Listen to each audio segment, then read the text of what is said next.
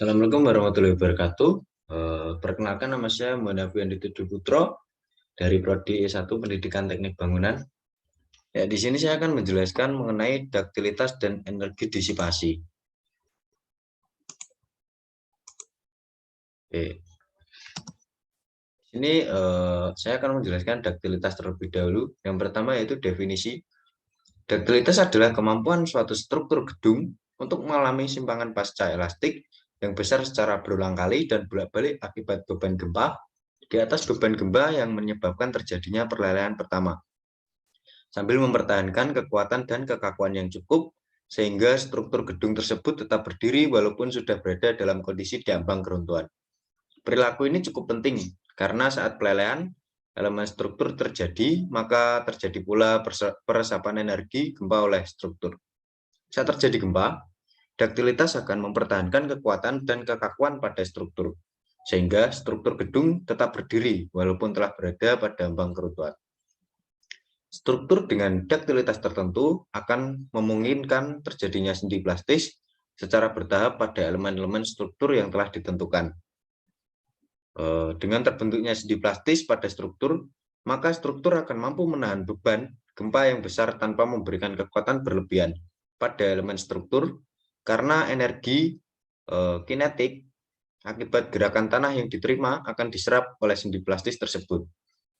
Semakin banyak sendi plastis yang terjadi pada struktur, maka semakin banyak pula energi yang diserap oleh struktur. Agar struktur gedung memiliki duktilitas yang tinggi, maka harus direncanakan sendi plastis yang terjadi berada pada balok-balok dan bukan terjadi pada kolom, kecuali pada kaki kolom paling bawah dan bagian atas kolom penyangga atap.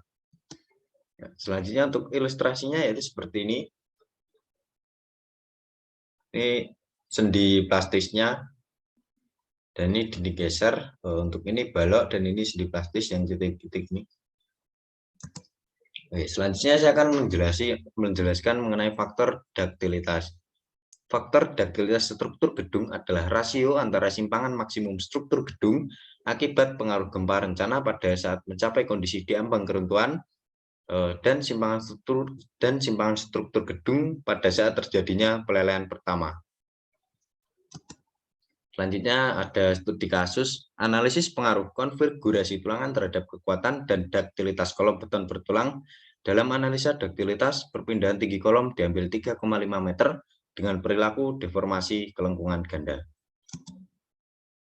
Selanjutnya ada contoh soal, yaitu gedung rumah sakit berdiri di atas tanah lunak di daerah Toraja Utara. Direncanakan tahan gempa berdasarkan duktil parsial dengan faktor duktilitas 2,5.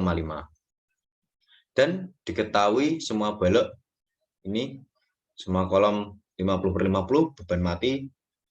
Ya, ini diketahuinya ini pokoknya. Dan ditanya hitung beban gempa di lantai 1. Oke, pertama mencari berat lantai pertama dulu atau W1. Yang pertama beban mati pada lantai pertama dari plat lantai, dinding, kolom, balok, plafon, spesi, dan tegel, dan kemudian dijumlahkan. W1 sama dengan ini, dapat angka-angka ini kita jumlahkan dan memperoleh hasil 147,16 ton. Selanjutnya menghitung beban hidup di W1H dengan rumus seperti ini, dan berat total lantai 1 yaitu W1 sama dengan W1M ditambah W1H memperoleh hasil 227,87 ton. Dan untuk mencari beban gempa tiap lantai, ya di sini untuk lantai 1 rumusnya seperti ini, maka kita tinggal masukkan angkanya di bawah dan memperoleh hasil 5,98 ton. Jadi beban gempa maksimum pada lantai 1 adalah 5,98 ton. Oke, selanjutnya yaitu ada energi disipasi. Untuk definisi sendiri yaitu disipasi energi adalah kemampuan struktur dalam menyerap energi melalui proses lelah pada daerah sendi plastis. Dalam merencanakan suatu struktur gedung dan gempa bersifat detail di daerah sendi plastis sehingga diharapkan terjadinya deformasi plastis sebelum keruntuhan. Jika struktur diberi beban siklik atau cyclic loading, maka energi yang diserap dalam suatu siklus pembebanan adalah jumlah dari energi yang diserap saat menerima beban tarik dan beban tekan. Total energi terdisipasi selama pembebanan berlangsung merupakan daerah histeris loop beban atau P, dan lanjutan sigma. Faktor-faktor yang mempengaruhi disipasi energi adalah kuat tekan, dimensi penampang, dan riwayat pembebanan. Untuk ilustrasinya seperti ini. Nah, ini untuk pengaruhnya yang sudah tadi saya sebutkan, ada kuat tekan, dimensi penampang, dan riwayat pembebanan. Selanjutnya ada studi kasus. Kajian eksperimental dilakukan terhadap 3 buah lingkaran, yaitu link benchmark, link dengan pelebaran sayap, dan link dengan peningkatan mutu plat sayap. Pembebasan siklik secara kuastatik dengan kontrol perpindahan dilakukan terhadap ketika spesimen link hingga mencapai ketentuan purba yang dihasilkan menunjukkan peningkatan kinerja yang signifikan pada kedua upaya. Perbaikan meliputi kekuatan, duktilitas, dan disipasi energi. Selanjutnya langsung ke contoh soal.